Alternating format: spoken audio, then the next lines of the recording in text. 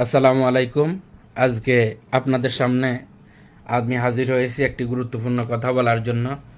আমার হাতে দেখতেছেন যে এটা হচ্ছে 134 নম্বর গ্যাস। এই গ্যাসটা আমি আজকে কিনে আনছি 1900 টাকা করে। তো এবং বলছে সামনের সপ্তাহ এই 34 নম্বর গ্যাসের দাম হবে 2500 টাকা। তো এখনও গরম পড়ে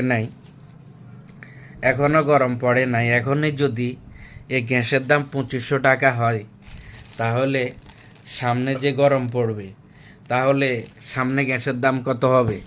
3000 টাকা ছাড়াইব। 3000 টাকা যদি ছাড়া মাঠ পর্যায়ে একটা ফ্রিজ ঠিক করতে খরচ পড়বে 6000 টাকা, মানে 5.5-এর উপরে।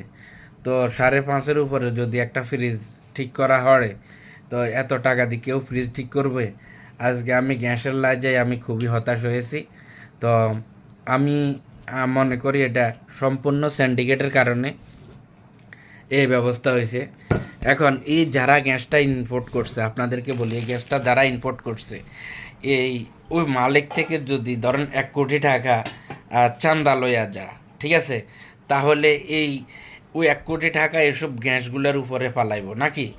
এ পালাইলে তাহলে প্রতি কেজিতে গ্যাসের দাম বাড়ি যাব না? এইগুলোর সব টাকাগুলা গ্রাহক পর্যায়ে তাদের সাধারণ মানুষের পকেট থেকে যাব। সাধারণ মানুষের চাইলে একটা ফ্রিজ সহজে অল্প টাকা দিয়ে ঠিক করা সম্ভব না। তাই আমি এর তীব্র নিন্দা জানাচ্ছি। আমি খুবই হতাশ, মানে গ্যাসের দাম এভাবে দিন দিন বাড়ে যাওয়াতে। গতবার এই যে 22 নম্বর গ্যাসের দাম 3200 টাকা পর্যন্ত হয়েছে। তো এবার এখনও টান পড়ে নাই, এসির এখনও কাজ শুরু হয় নাই। তাই জিজ্ঞাসা করছি এখন 2200 টাকা। একটু গরম সিজনটা ফরক, তাহলে 134 নাম্বার এটা পড়ব, এটা পড়ব 3000 টাকা। আর দেখা গেছে যে 22 নাম্বার পড়ব, গতবার ছিল 3200, এবার 3200 ছাড়াইব। এরকম যদি হয় তাহলে কাজ করব কিভাবে?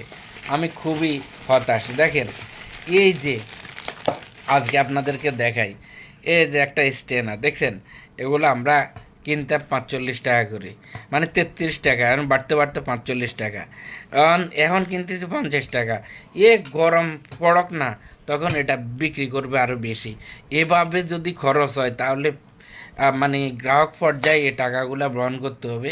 তো আমি আসলে কি বলবো, আমার মানে আমি দেখেন, এই যে কতগুলা টাকা লয়ে যায়, আমি কিচ্ছু কিনতে পারি নাই, মানে এত পরিমাণ টাকা নিয়ে কি করব আমি আসলে বলতেছি না। মানুষে কিভাবে ফ্রিজ এসি ঠিক করবে?